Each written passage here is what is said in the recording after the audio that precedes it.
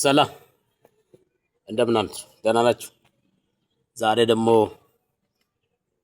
ባለፈው በሰራሁት ቪዲዮ ላይ አንዳንድ ጥያቄዎችን ላጠየቃችሁት ለእናንተ መልስ እንዲሆን ጥቂት ነገር ይዤ መጥቻለሁ።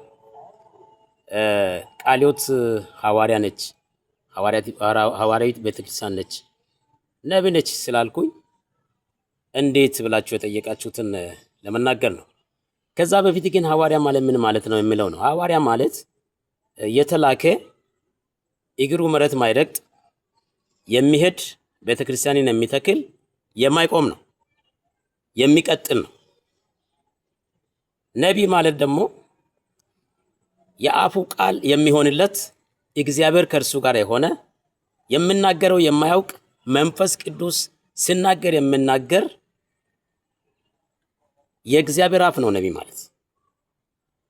ቀጥሎ በኤፌሶን ምዕራፍ 4:11 ላይ የተዘረዘሩት ውስጥ ወንጌል ሰባኪም ይባላል። ወንጌል ሰባኪ ማለት የሚናገር፣ የሚሰብክ፣ የሚያሳምን፣ ሰዎችን ወደ ጌታ የሚያመጣ ቤተክርስቲያን ለመምራር አምጥቶ ሰጥቶ አሁንም የሚሰብክ ስራው ስብከት የሆነና ሰዎችን ወደ እግዚአብሔር መንግስት ማምጣት የሆነለት ሰው እሱ ወንጌላዊ ወይም የወንጌል ሰባኪ ይባላል። ሌላኛው አስተማሪ ነው። አስተማሪ ማለት ሐዋርያውን የተከለውን ቤተክርስቲያንም ወንጌላውያን ሰብኮ ያመጡትን ነቢያት በትንቢት ያመጡትንም ሰዎችን ቁጭ አድርጎ በእግዚአብሔር ቃል መሰረት የሚያሳድግ፣ የሚያስተምር፣ የሚተክል ደቀ መዝሙር የሚያደርግ እሱ አስተማሪ ይባላል። የመጨረሻው እረኛ ወይም መጋቢ የምንለው ነው። መጋቢ ማለት የሚኮተኩት፣ የሚያጠጣ፣ የሚያሳድግ፣ የሚመራ አባትም ነው። የሰዎችን ጸጋ ለይቶ የሚያሰማራ ኃላፊነት የተሰጠው ነው መጋቢ ማለት። እንግዲህ ሐዋርያ ነች ቃልዮት ሲል የሐዋርያትን ስራ ትሰራለች። በሷ ጉድለት የለም። ወንጌልን ታሰፋለች፣ ቤተክርስቲያንን ትተክላለች። 1 ሚሊዮን በላይ የሆኑ ቤተክርስቲያናችን ተክላለች በኢትዮጵያና ከሀገር ውጪ። ስለዚህ የሐዋርያነት ስራ መትከልና መሄድ ማሳደግ ስለሆነ ሐዋርያ ነች ብያለሁ። ሌላኛው ነብይ ማለት ዛሬ 100 ዓመት በፊት ምንም በሌለበት 1 ሚሊዮንና ከዛ በላይ አጥቢያዎችን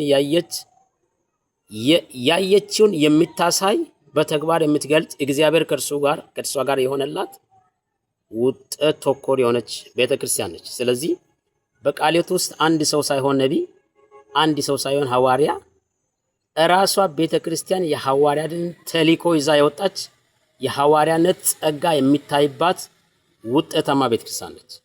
ነብይ ማለት እንግዲህ ቅድም እንዳልኩት የተናገረው የሚሆንለት እግዚአብሔር ከእርሱ ጋር የሆነለት ንግግሩ የሚፈጸምለት ነው። ስለዚህ ለዚህ ነው ቃልዮት ሐዋርያም ነብይም ነችና አትቃወምም ያልኩት። የተቃወመችው ግን ሐዋርያ ሳይሆን ሐዋርያ ነኝ ብለው የተነሱትን የዛሬዎቹ ነው።